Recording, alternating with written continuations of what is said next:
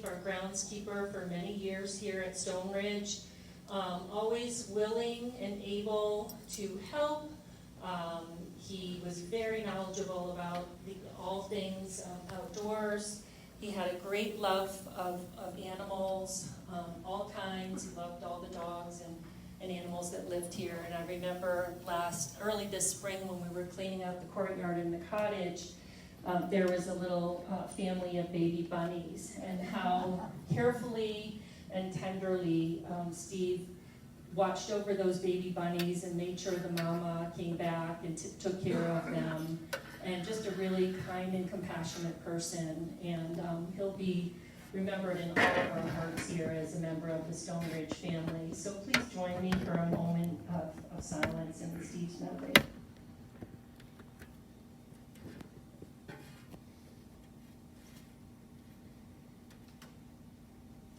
And thank you. And I did receive some emails this weekend from some of the residents on the Garden and Grounds Committee that suggested that we plant a tree in Steve's memory, and I think that's a wonderful idea. So we will pursue that in the fall. Thank you. And we do have a few community updates. I'd like to welcome first some of our new members who have joined the Stone Ridge community. Charlie Schott sends his regards. He is away with his family and grandchildren this week, but he sends his regards to all of you, so I'm standing in for him. And just recognizing our new residents, Ann Groves, apartment 3403. Is Ann here with us today? Ann, welcome. Good to see you. Glad you could join us. And Jean Fullerton, apartment 2405. I'm not sure if I saw Jean here this morning. And Ren and Nancy Barrica. Ren and Nancy Barrica, are you here today? Please do welcome them. Apartment 1302. Bill Schmidt, apartment 4503. Is Bill with us this morning? Please welcome Bill. And Cormac O'Malley, apartment 6111. Is Cormac O'Malley here? No, I don't see him either. Okay, well, they're all busy unpacking boxes. Surprise, surprise, as you all well know and remember. But I'm sure they'll be here at the next meeting, and please do give them a welcome. And I was told by a little birdie that we have a special birthday today. And I think, will the birthday girl please stand up and wave? You know, he's so shy, so shy. Happy birthday. We won't totally mortify you by singing you happy birthday, but we wish you a happy and healthy and wonderful new year. What's her name? Bernice Krantz, right there. And Dr. Krantz, you have a big party planned for her, right? Big surprise, champagne and diamonds, I think. A trip to somewhere, maybe to Building 6000, no, something really special.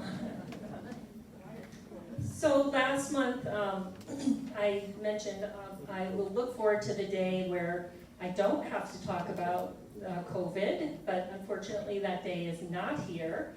And so we do continue to have COVID updates and lots of dialogue. As you know, in this past year and a half, we've had many challenges put forward to us and many issues, certainly curveballs. COVID is not black and white, it never has been. It's an area full of margins and gray, and we constantly have to be nimble and think on our feet. We work with the health department and the CDC and lots of advisors, including LCS, on how to proceed on certain things. As you know, right now we are in phase 3B of our reopening. Phase 4 would be totally normal, back to normal, and I don't see that coming. Perhaps maybe next summer or spring will be in phase 4, but we are in 3B, which is pretty liberal. 3B, we are asking residents now to continue to wear masks while indoor spaces, regardless of vaccination status. And we had dismissed masks for residents, as you well know, but then the county and the state advised us to return to masks because of the variant coming to roost here in New London County. So we had returned to masks for everyone in community spaces. And all residents, regardless of vaccination status, must wear masks when using community-based transportation. So that's never changed. Friends or family visiting community must wear a mask upon entering, and vaccinated individuals can remove masks when inside resident apartments. So if you have guests visiting, they really can do, your apartment is your own space, so they can do whatever you're comfortable with. Our recommendation is if you have unvaccinated family and friends visiting, that they maintain their masks at all times while on the property. And all employees must continue to wear masks regardless of vaccination status. And this has been consistent throughout. You all have seen in a memo that I put out recently that LCS and the state of Connecticut have both moved forward with mandating vaccinations for employees of our community. So LCS made that announcement, but they gave a little bit more time, which it was the middle of October for their full vaccination for all employees.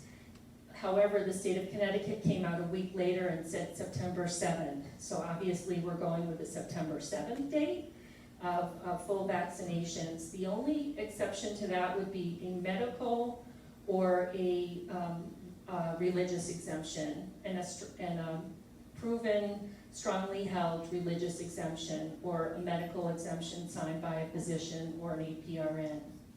And all of those requests we have rolled this out to the employees.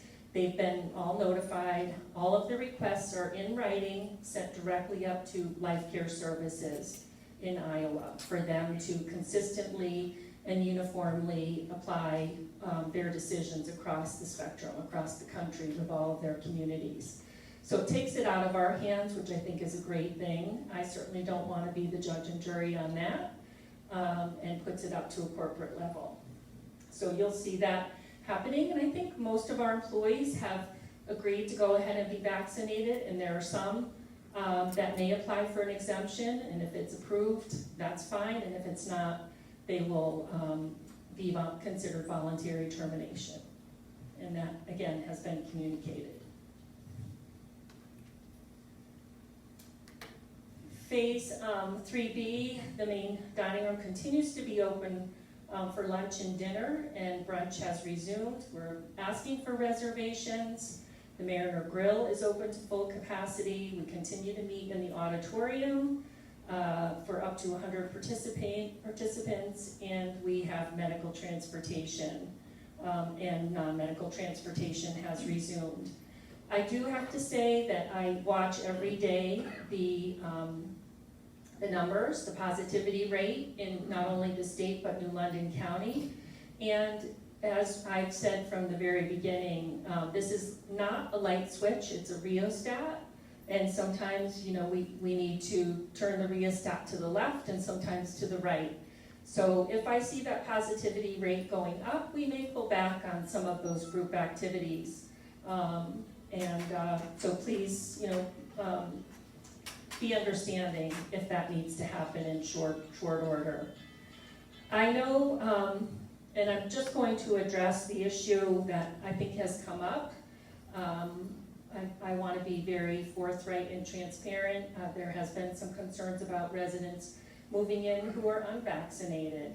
And LCS has never had a policy in any of their communities across the country, nor do I know of a policy in any CCRCs in Connecticut where a condition for moving into the community is proof positive of vaccination. I am reaching out to our attorney today to discuss that, and I have a call with my boss, Scott Doherty, later this afternoon to go over some of the concerns. But right from the beginning, if I looked back at my slides from the June resident update meeting this year, and I was pretty clear at that meeting that vaccinated or unvaccinated residents at that point, because we were in phase 3B, did not need to be quarantined. There was no mandate for quarantines. That was never in place consistent with phase 3B, and there was no mandate for vaccinations at that point. Yes, doctor. Have you discussed booster shots with LCS? Yes. There's talk now that after 8 months, they may be recommending, I heard it on the news this morning, that they might be recommending booster shots. Yes, the comment was that the CDC may very well be recommending booster shots for people who are immune compromised and for people that fall in that category. And Amy's going to talk about that. We pulled some latest data, and it looks like folks that are in our community, at least in the nursing home sector, will be kind of first in that order, and I'm thinking they'll probably follow the same order that they did before. That would make sense. Folks that are healthcare workers and compromised, certainly healthcare workers would probably keep their immunity high, if you have a good immune system, but folks that have underlying medical issues, I think would be appropriate to have the booster shots. Yeah, it is approved now for immunocompromised. We can't hear you. Amy? Well, When Amy comes up, she's going to talk about it. She has a whole slide, so thank you for asking about that. Do you have any other questions of me, or we can perhaps hold the questions to the end on this issue? Okay, I appreciate the calls and comments and concerns that folks have had. I have received many of those calls and concerns, and please understand that, again, there's no 100% clear, perfect path going forward. I think we've done a great job as a community making the right decisions and keeping everyone safe, and being an environment where people can feel, this is their home and they're protected as much as possible, more than the community at large. So at this point, I'd like to turn the podium over to Amy. Thank you. Hello, everyone.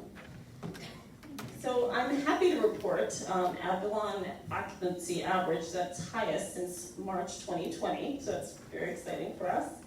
Avalon and Topsail did miss budget, but we have a positive operating income. Cottage exceeded budget as usual. Staffing is much better for CNAs. We do continue to look for nurses. So if anybody knows any nurses, please send them our way. Now for the not so good news, of course, we talked about the Delta variant. Our positivity rate does continue to rise. It's actually 3.8 as of today. So, a month ago we were at 0.3, so it is definitely rising. However, we do have one of the highest vaccination rates in the country. Kathleen already mentioned the mask use recommended indoors regardless of vaccination status. We do see breakthrough cases now, but the most severe hospitalizations do continue to remain among unvaccinated people. And the antibody treatments are available in injection and IV form. So here's just a map of the US. You can see Connecticut relatively is not that bad. Down south, definitely, hopefully nobody's planning any trips down south anytime soon. You can see it's definitely the cases are, definitely concentrated down south. So Connecticut's not too bad. And then as Kathleen mentioned, LCS and the governor has mandated the vaccine for all employees in this setting, effective September 7th. What? Wrong governor. Wrong governor. Oh, well, come on. Oh, No, I did not put that. no, I think I did put you added Lloyd. I just have governor on mine. I think Kathleen edited my slide. Yes, Lamont, yes, but Lloyd. Don't turn me into Linda Hart. I'll send you all my slide I sent to Kathleen, I was just governor. So the booster is recommended now for immunocompromised individuals. You can go on the CDC website if you want a list of all the, cancer, HIV, some like blood treatment people are going through, so you can get a whole list. But now, we're waiting to see when the rest of the population is going to be eligible for that booster shot. They're recommending, Pfizer and Moderna, not Johnson & Johnson. But we just stay tuned till the rest of the population can get it. But I think definitely healthcare workers will be first priority along with the elderly. So stay tuned. Does anybody have any questions for me? No? No? Tina? Thank you, Amy. Thank you, Amy. Thank you, Kathleen. Good morning, everybody. Welcome, new residents, and happy birthday, Mrs. Krantz. And happy birthday to anybody who has an August birthday. I'd like to just reiterate what Kathleen mentioned earlier, that we do have a leadership team that meets very regularly to discuss COVID, the current status of COVID in London County, and we use the data to measure our opening status. As of now, we are pretty much fully reopened, and the only change that we've reverted to is mask wearing due to the data locally. So we continue to monitor that, and we will continue to monitor that. We don't ever lose sight of it. We watch it on a daily basis, and we have formal meetings to discuss where we are headed, as well as absorbing all of your comments and questions. Each one is taken to heart, fully vetted, and all of your emails and questions are answered. And just switching gears for a moment, I want to just talk about some community projects. I have one listed here on the slide. That's the Creative Arts Studio, which recently we installed new cabinets and a countertop, and we will have new flooring installed in the upcoming weeks. The new flooring will extend through the second level up through the carpeted section of the grill. So that will include the Creative Arts Studio, of course, the gallery, the area outside of the Compass Rose, so it will go into the country store, and then follow through right up until the fitness room. In addition to this flooring, we have a very large project, which is the carpeting throughout the community, most likely buildings 1 through 4. It's not on the slide, but I want to start just talking about it because it's a very large project, and we have started the initial phase of that, which is to meet with our vendors. And we are interested in a group of residents. If you would like to identify yourselves by calling me and saying that you would like to participate in being part of the carpet selection, please feel free to. We'd love to have your input. Because of the scope of the work and the logistics of it all, and most likely we will not install the carpet until the first or second quarter of 2022, but it's such a huge project we have to start it now, because the carpeting, as you know, changes from building to building. In addition to that project, we're also performing some smaller project upgrades, one of which is the small restroom, the private restroom around the corner from the main dining room and across from our employee break room. That's one room that we're upgrading, and then we're also upgrading the front vestibule and some other side projects that I can speak to in greater detail next month. But thank you all, and have a great afternoon, and we look forward to hearing more about what's down the road for us with COVID and the other community updates. Thank you. Thank you, Tina, and thanks for all the projects you're working on. Doing a great job, and appreciate your leadership. We had an employee meeting on Friday. We have quarterly meetings, and we had put them all on pause during COVID, but we resumed them. Friday was the first one, and we told the employees, last year was supposed to be our employee engagement survey. We put it off, usually it's employee engagement survey and then resident survey sort of every other year. We alternate, but this year we're doubling up. So we have our employees engagement survey, satisfaction survey, and our resident satisfaction survey, both coming this fall. So I want to let you know that we have some issues that we've worked on since the last survey. It's just taking the pulse of how you're feeling and how we compare to other communities across the LCS portfolio and across the country. So do look for that. I'll go into a little bit more detail next month, but I'd like to give you a little bit of a heads up on that. And at this time, I'd like to invite Matt to come on down, talk to us about what's happening in the food and beverage department. Matt. I get to go early today. Yes. Hello, everyone. So, yes, we are continuing to serve in the dining room. Everything's going well. We're hiring servers, new staff. Bunch of our wonderful servers have started college and have been leaving this week. So feel free to wish those servers who travel to go to school, so you probably won't see them for a couple months. Good luck. I know that they miss you all when they're gone. And really look forward to coming back each year. So we've got a really good crop and a couple on the way too. So any new faces you see, please feel free to welcome them to the Stone Ridge family. So the big one that I wanted to bring up today is Labor Day. So normally, 4th of July, we have our wonderful big picnic outside. And we have the tent and it's a lot of fun. And Labor Day, pre-COVID, you know, we do these picnics kind of in the auditorium and in the dining room. And although they're nice and they're fun, we wanted to do something a little different this year. So we are going to plan on doing a lobster bake on Labor Day. Yay! Yeah. So we are in the back of the house and with Sydney and Bob and Tony and Tom working out and planning the logistics on how we are going to get you all lobsters. But we think we've got it nailed pretty good. So probably starting on Monday, we are going to be taking, don't even want to say reservations. If you are planning on attending the lobster bake, please call the hostess podium or Sydney and put your name down.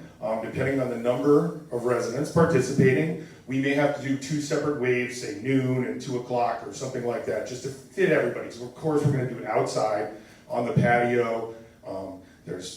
We can put tarps down. There's plenty of space to smash and put lobster juice and butter everywhere without causing destruction and making Tina hate me inside. So feel free to call, and if you have any questions, we'll explain the details going forward. We will have an option other than lobster. For those of you that do not like lobster, you will have a New York strip steak or something, so you can still come and attend and enjoy the festivities and have a good time, but you don't necessarily have to get the lobster. We will also offer takeouts that day for people that aren't ambulatory to feel like they can't come down to the patio. But we're hoping it's actually going to be a lot of fun, kind of a real goodbye to the summer. Everybody get together and enjoy a good old-fashioned New England lobster bake. So stay tuned for further details, and if you are interested, starting Monday the 23rd?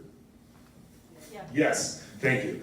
You can call and just put your name down and we'll sign you up. And then if it turns out we get 100 people and we can fit you all in one wave, we'll do that. But depending on how it goes in the beginning, we'll probably ask for you to pick a time slot. So stay tuned, it should be a lot of fun. And then we are finishing up the second month of our preferred choice dining, looking at points, analyzing points. We're getting a little better idea this month because I think some people are coming back from the summer. We have certain target residents, people that are eating every day. We look at how their points, are versus someone who maybe is going out to a restaurant once a week. But it seems like, we're actually right in the ballpark. So we'll probably keep everything kind of, at least the total point total. We're not looking at moving that one way or the other. and, we can just manage it on our side. But again, I please encourage everybody to eat everything you want. Just order whatever you want, and don't worry about it, because it really, knowing that you're eating however you want to really helps us to get a feel for, if we've made it the accurate number. So don't hesitate, don't worry about it. Just, if you want that giant 12-ounce sirloin steak, you just order it, okay? So that's it. If anybody has questions, please. Oh, I do have one thing. Sorry, Sally, you can go first. Is it possible to keep the grill open longer this fall? Yes, so and I had a few other residents ask that. We don't have a hard stop on the patio. So it's not Labor Day, patio is no longer open. We will continue, serving on the patio until and it's actually not even temperature that usually causes us to have to kind of stop serving out there. It's usually the light. So we've gone usually to almost daylight savings time sometime in October before we stop serving. But we absolutely have no date. There is no stop date for the patio. We will go as long as you are willing to sit outside. You can sit outside. There is one thing Sydney did ask me to bring up that I did not put on my slide. Walkers in the dining room. So we just, for safety purposes, and also the fire marshal requires us not to leave walkers at tables in the dining room, simply because it blocks egress and everything else. So I know I've been putting in the buzz to please allow your server to remove your walker, and we will bring it back at the end of your meal. The one request we have is, if you do have a walker, if you could please put your name on the walker and label it. It makes it a lot easier for the servers when they can look down and see your name, rather than, I know Mr. Hall had a purple bow tie stuck to, they're digging around in the walkers. So just a request to help them out. So I'd appreciate it. It would help a lot. And that's it. Yes, and Ms. Burnham. Any chance of reinstating takeout for the grill? We are working on all of those. All those issues come into our weekly meeting. Right now, we're trying to, I wouldn't say limit takeout, but takeout is still such a huge percentage of what we're doing. I think we've gotten it down to as far as it's going to go, which is a little bit more than twice as much as it ever was pre-COVID. So it just did we've managed to kind of do it so that it doesn't affect the actual dining service, but we still want to play it out. And the more takeout we offer, we're just going to keep increasing the number of takeouts, and that's what makes us hesitate, because we don't want it to affect the grill. We don't want people that go to the grill at night, all of a sudden the special doesn't exist because everybody ordered it right before dinner service opened. So for now, no, but it doesn't mean it's never going to happen. In fact, it probably will happen at some point in time. I just can't give you an exact date. Yeah, Ed.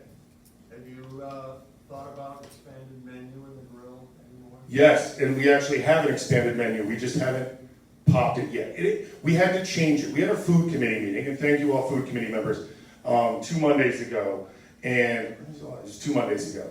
And we showed the other half of the grill menu, and there was requests for certain items they wanted on the menu, so we had to alter it to meet those resident requests that were, of things that, I don't, tuna sandwich and other things like that. We had to remove other things we were planning on doing. So we just had to manipulate it a little, but it will be expanding, absolutely.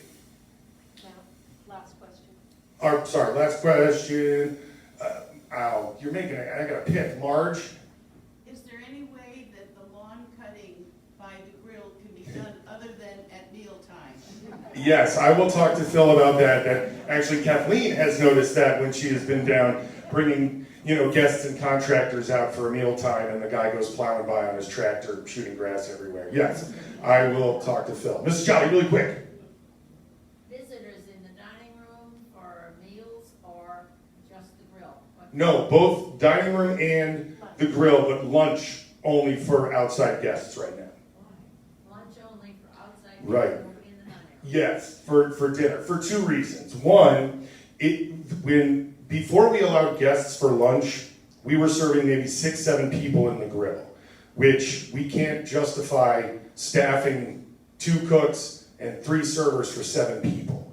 So when we allow guests for lunch, it increases the activity in the grill for lunch up to 25, 30 people, which is reasonable. So we don't want to close the grill for lunch because people aren't attending. So if we allow guests to come, it actually gives an impetus for people to go to the grill for lunch. It actually increases the volume. And it's not saying guests won't ever be allowed for dinner. I mean, as we increase and open back up, we will fluctuate that. But yes, you can bring guests into both locations for lunch and dinner. And we do accept guests at dinner time, but we do it as if they're having I had a family come and they, ate in a private dining room and did it as a catering event. Thank you. You're welcome. I don't know if I'm allowed, Mr. Forsythe. No, I'm sorry. I'll talk to you afterwards. Sorry. Thank you, everybody. You want to Who's give it next? to Phil? Bill.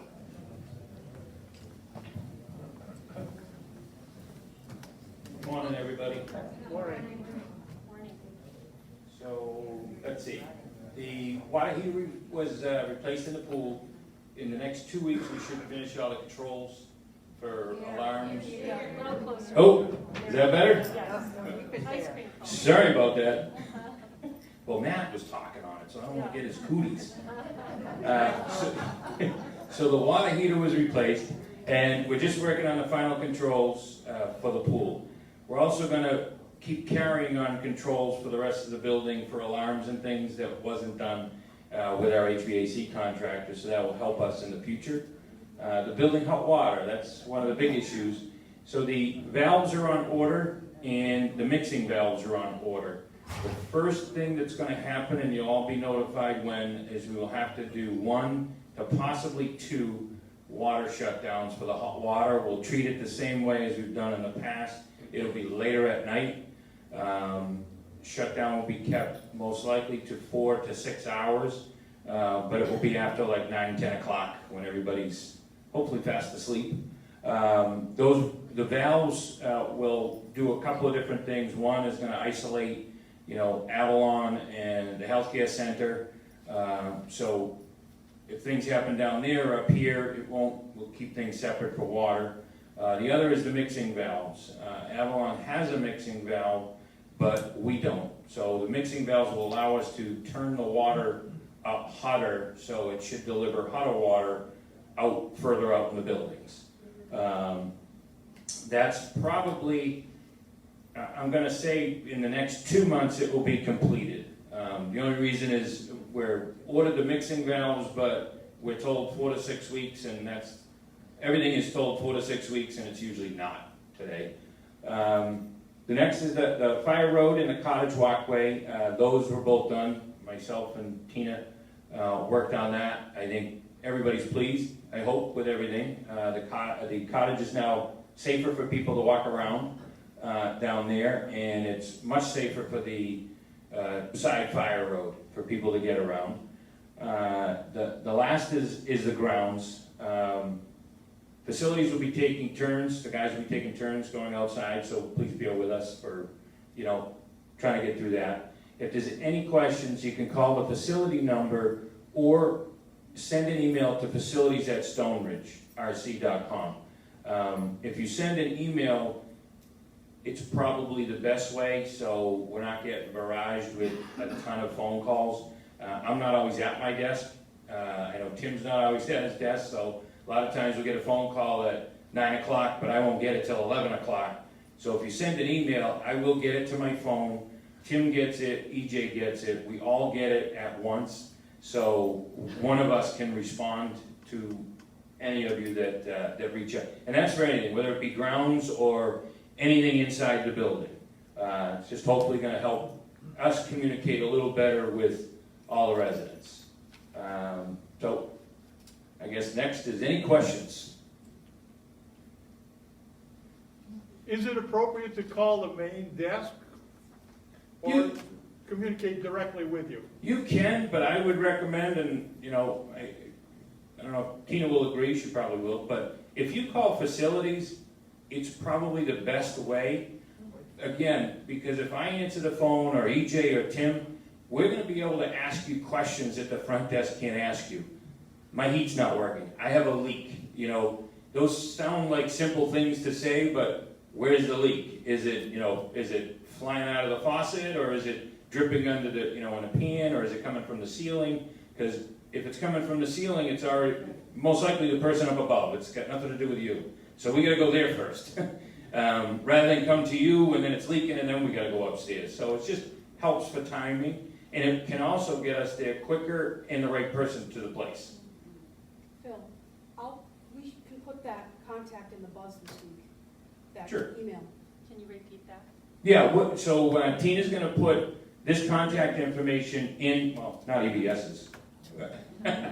Tina's gonna put the email and stuff in the buzz.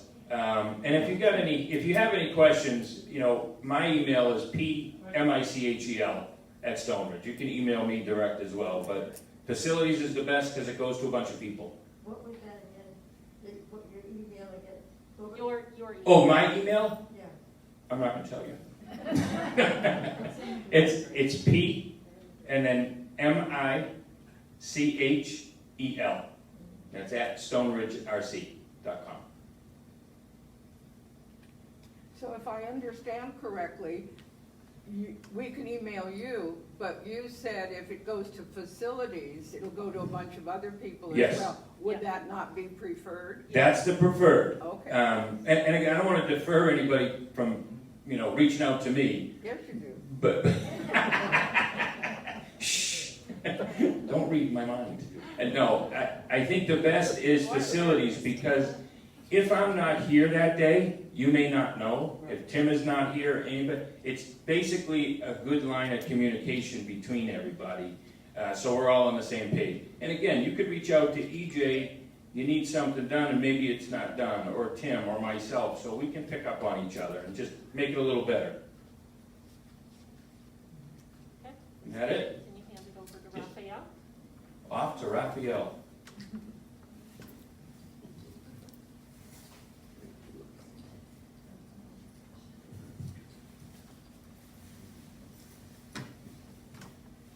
Thank you, Phil. Good morning, everybody. Good morning.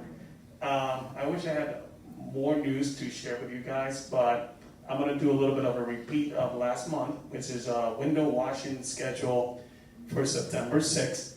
I received an email that they possibly can do the last week of this month, which might be better to what we are used to, like the month of August.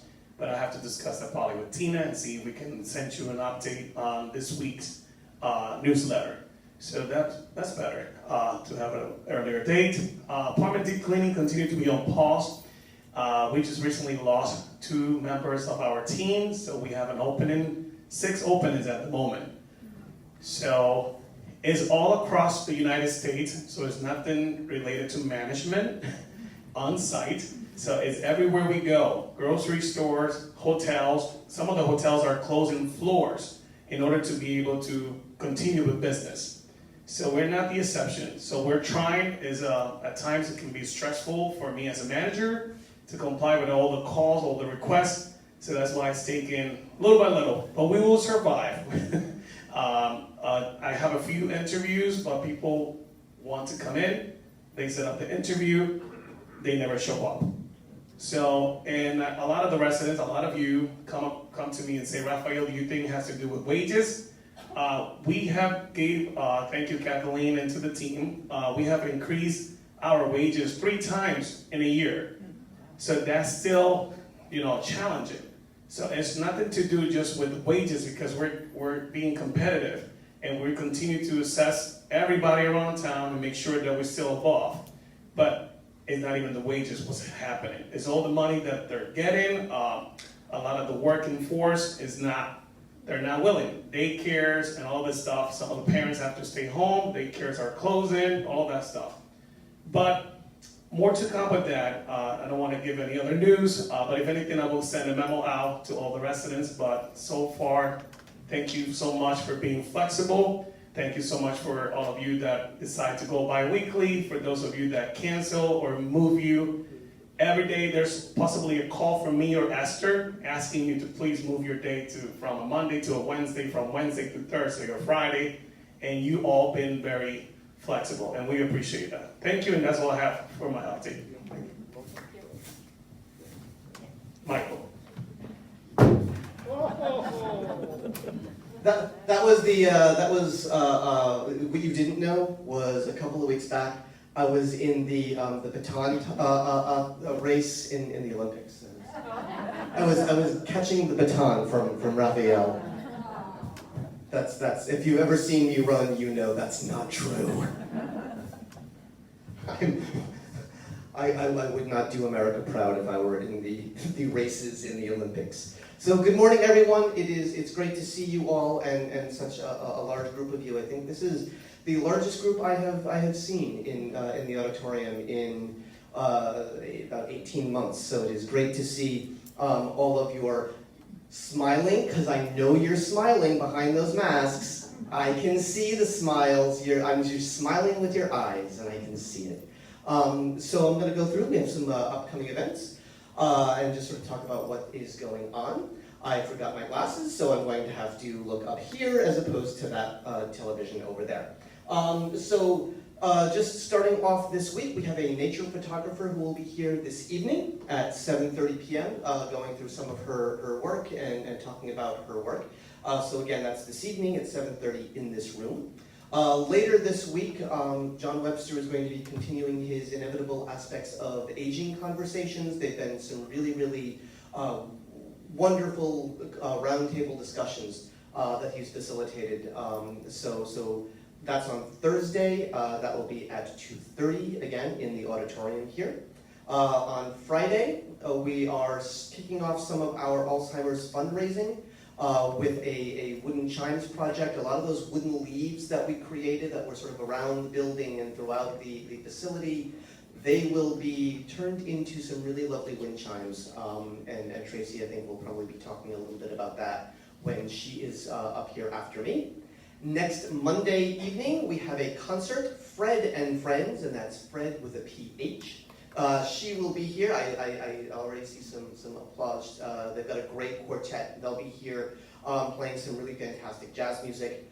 And then the jazz music does not stop, because the So Trio, which really is more sort of a quartet now, with sort of headlined with Charlie Schott. They will be performing next week as well. That will be on Thursday.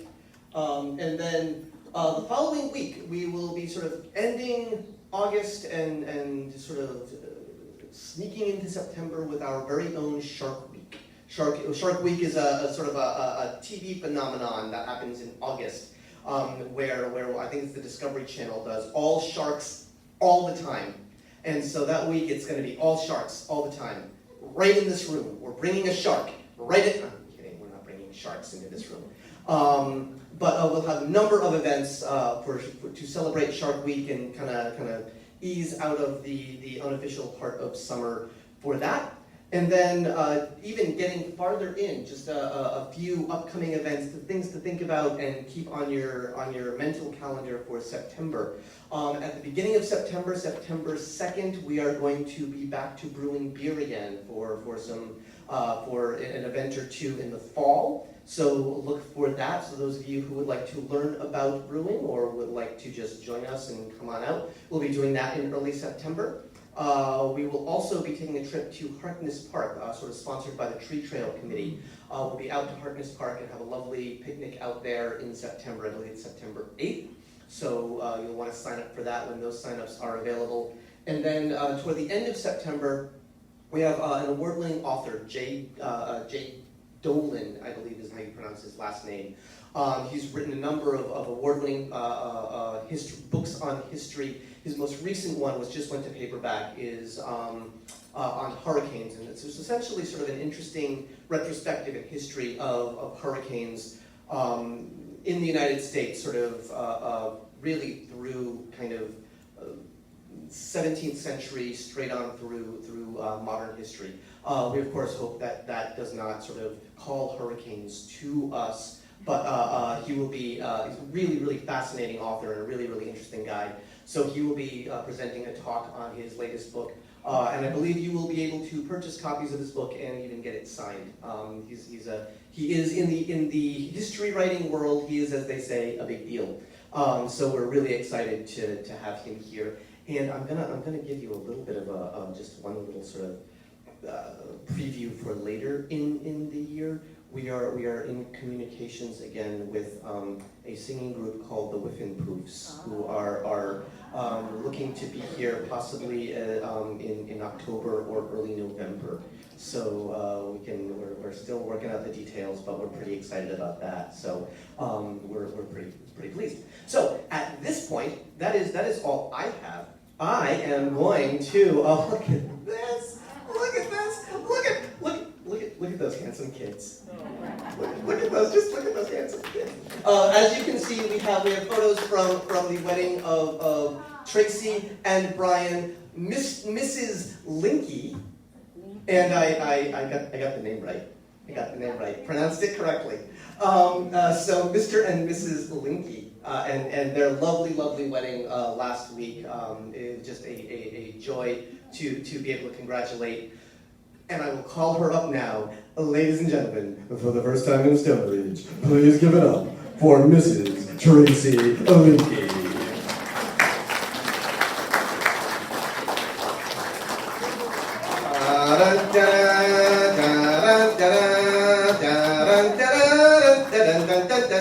Hey! You know, I feel like you have to say it's me because that's me in a dress. And I know people are not used to seeing that. That's really an incredible thing. It's really true. That's true, yeah. And I'll tell you this, when I came down the aisle, what did you do, you little crybaby? You crybaby, you cried. It's possible I teared up just a little bit. He did. It was beautiful. Stop it. He did. Michael did an incredible job, and Michael married me last Thursday. Oh. Yes, thank you. It was beautiful. It was a beautiful day. But as you all know, when you come to my classes, I'll share the story. Woke up that day, walked out to my car, went for a run, came back, somebody hit my car, totally true, and my cake got dropped. Oh, no. My wedding cake got dropped. And I said, Michael, this is true. I said to them, can we keep that cake? I want to use that cake. That cake is the definition of my life. Because I really feel like when things go wrong, there's beauty in learning. And in that moment, they thought I was going to be a wreck.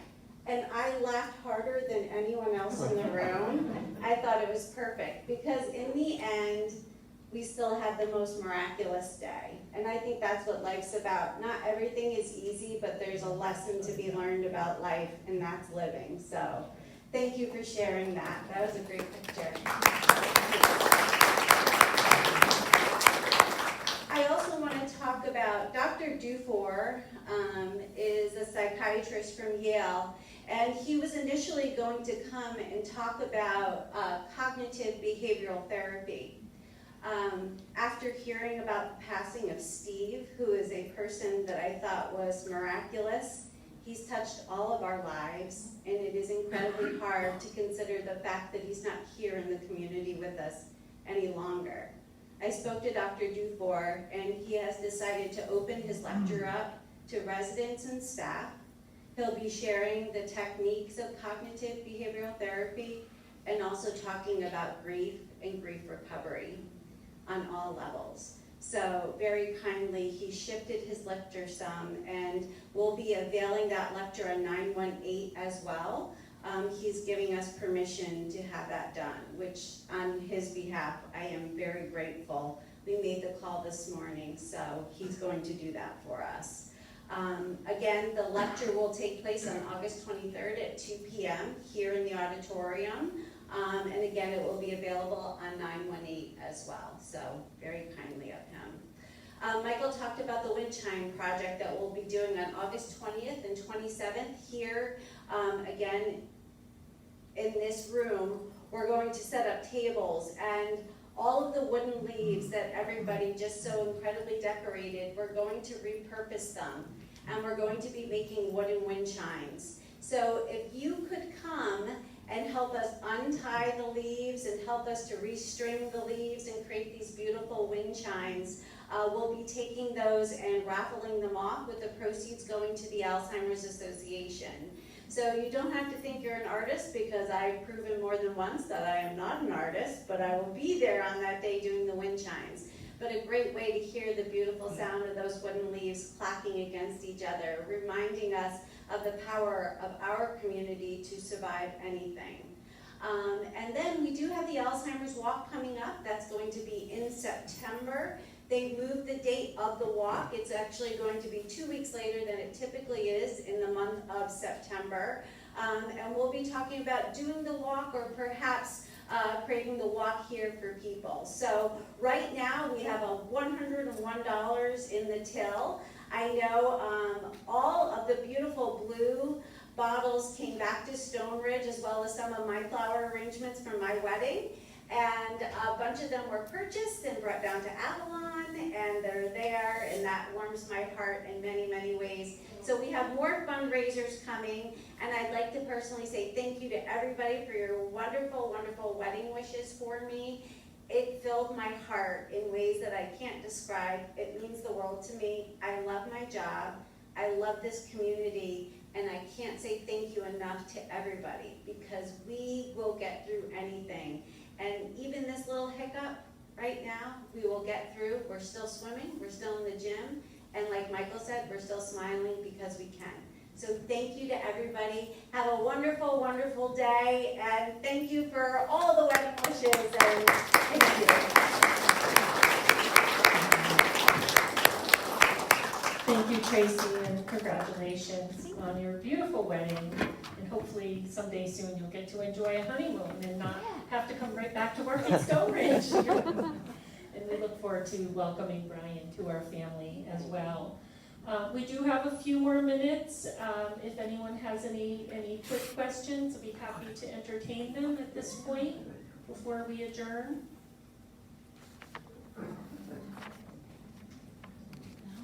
Any?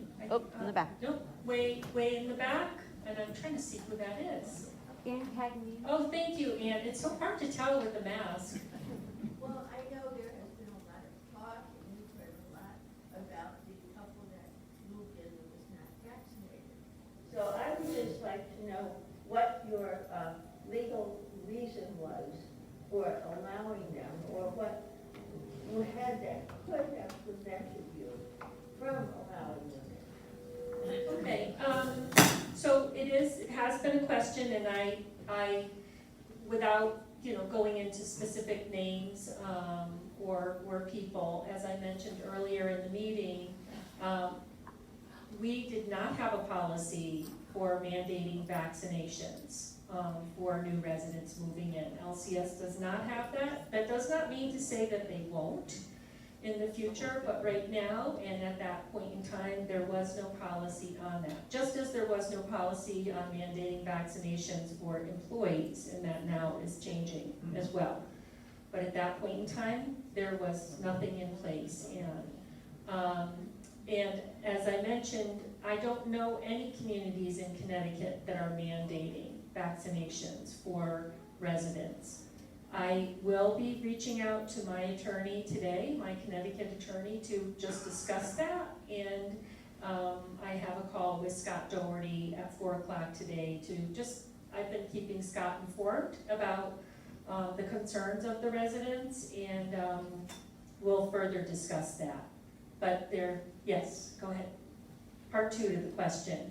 Will you let us know what the result of your conversation with Scott is? Yes, the comment was, will I let you know what the result of the conversation with Scott is? And I will, but I predict that there will be no answer today. I mean, I have a call at 4, but I don't predict he's going to say, this is the answer, and yes, we're going, it's a systematic change at an LCS level. So you weren't using HIPAA at all? I'm sorry, HIPAA for mandating vaccines or for communicating? For not asking. We didn't know, we didn't overtly ask. From a marketing standpoint, it wasn't a box that we had checked and we weren't aware of the status. Would you check it? We are asking folks now, but if someone says, I'm not vaccinated and I don't plan to be vaccinated, am I going to tell them, well, you can't move in? I guess that's the question. So, That's good clarification. yes. Sue? Kathleen, in view of what you just said, if we're going to require employees to be vaccinated, how can you justify not requiring residents to be vaccinated? So the comment or the question was if we are requiring employees to be vaccinated, and you know that was not always the stand. We started vaccinating employees in January, and LCS did not have a policy on mandating that, nor did the state. They weren't going there, and they have since changed that standpoint. Right now, there is no requirement for residents in our community to be vaccinated. Could that change? Absolutely, that could change. Is that something LCS is looking at? I believe they are. But that is not my place as your executive director to make that decision. I do have to follow the protocol that the owners have set forth and the managers have set forth. Tilda? Kathleen, we know there are 2 residents who are not vaccinated. Are there more than 2 not vaccinated? Not that I am aware of. There are 2 residents who are not, and to my knowledge, no more. And as I said in my memo, we're 99% or 99.5% vaccinated at a resident level, and the LCS average is 91%. So we're well above the LCS average. Yes, Joan? I have a kind of good announcement. My pull cord on those little alarms that you have distributed didn't work when I fell in the garden. But accidentally the other day, I pulled mine in the kitchen. It works. And we discovered the way to stop it is by pushing the little pull tab in again. The pin. The maintenance man, nor I, knew how to stop it. I piled coats on it and everything else. He could still hear it from when he got out of the elevator. Wow. So they worked. Good. Those are little keychains. They don't connect to anything, but they are audible. So if you would like to have one, we are giving those complimentary at the front desk. Tina has them. Yes. Okay, I would like to know what we as residents can do to make it known to top management that we would like a mandate for people coming in to be vaccinated. I personally worked during the AIDS pandemic, and it's very scary. And I think that everybody should be aware that not only is it putting a burden on us, that if one of us gets sick, we have to go to a health facility, and there's a very big burden on the healthcare workers. So I would like to know if there's any way we as residents here at Snow Ridge can make it known to top management in Ohio or wherever they are, that this is what we want. Part of my role is to convey the wishes and voice of the residents to the management, to LCS, and that will be part of my phone call today, to let them know your sentiments on that. Yes, Bernice? This is just a personal experience. I had lunch with a friend from Westerly. I had lunch with a friend from Westerly last week, and she said, we're starting to think about it's time to move, and we're thinking about Stone Ridge. You've always been so enthusiastic about Stone Ridge. Do you still feel that way? And I said, yes, I do, with one caveat.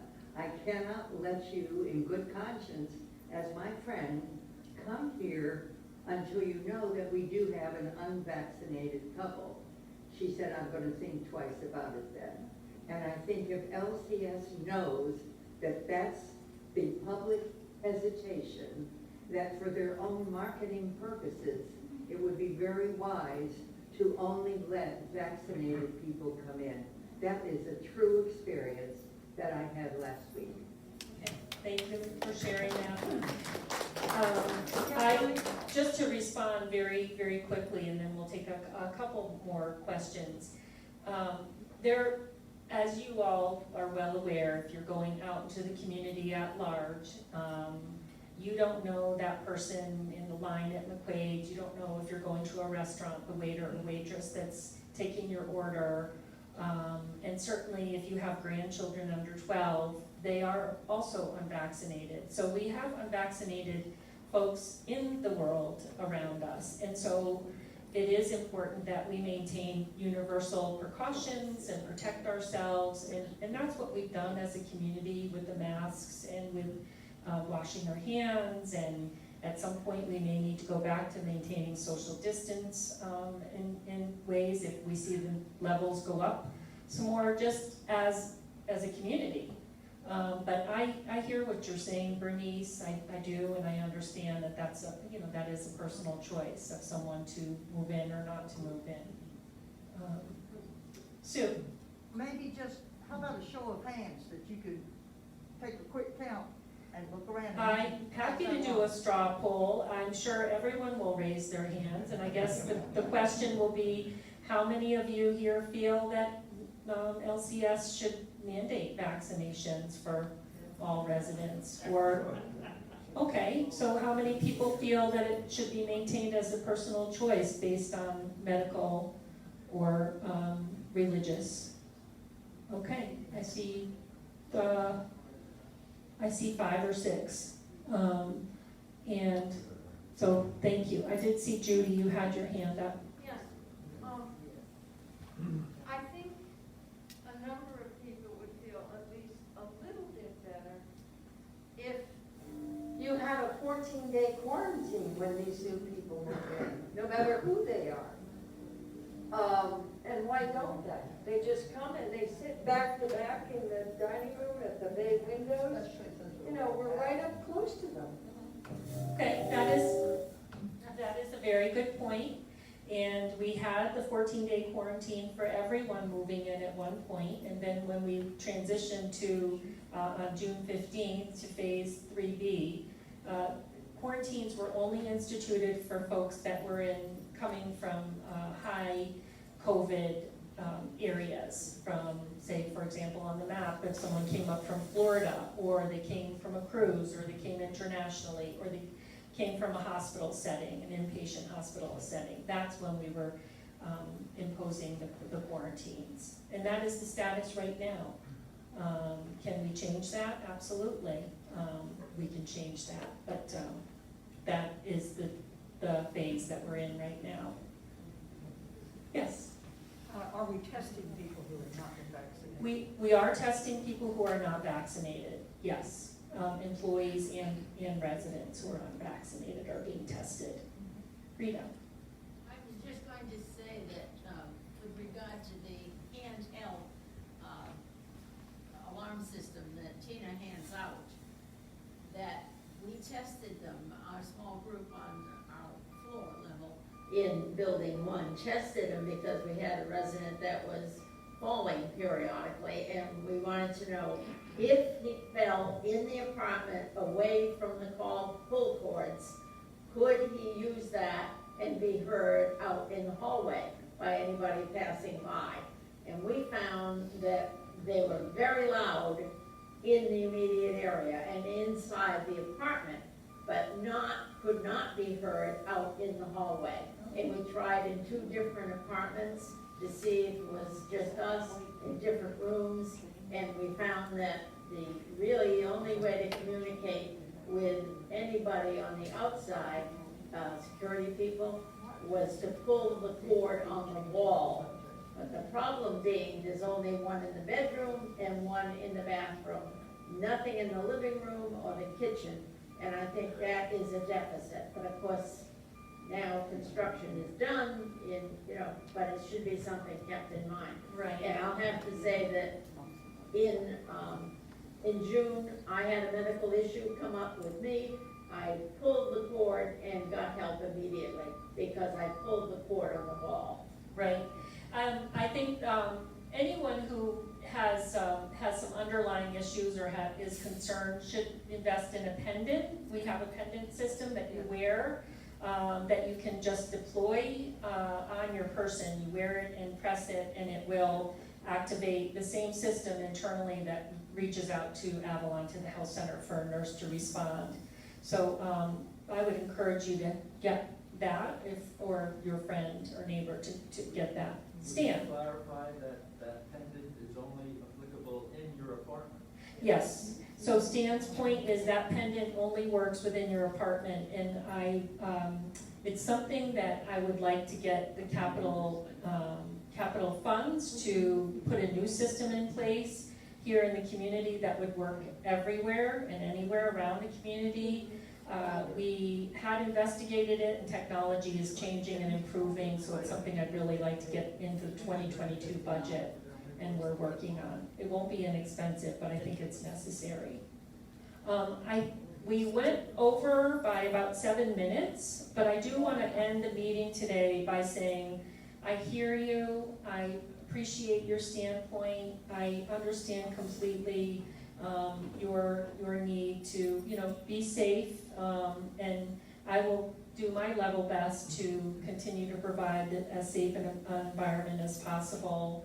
I represent all of the residents here, and I know that this has not been an easy issue, but please continue to trust in me and continue to trust that I'm trying to make the best decisions possible for all of you in the community, and appreciate your support throughout, and I wish you a wonderful remainder of the summer, and we'll see you soon.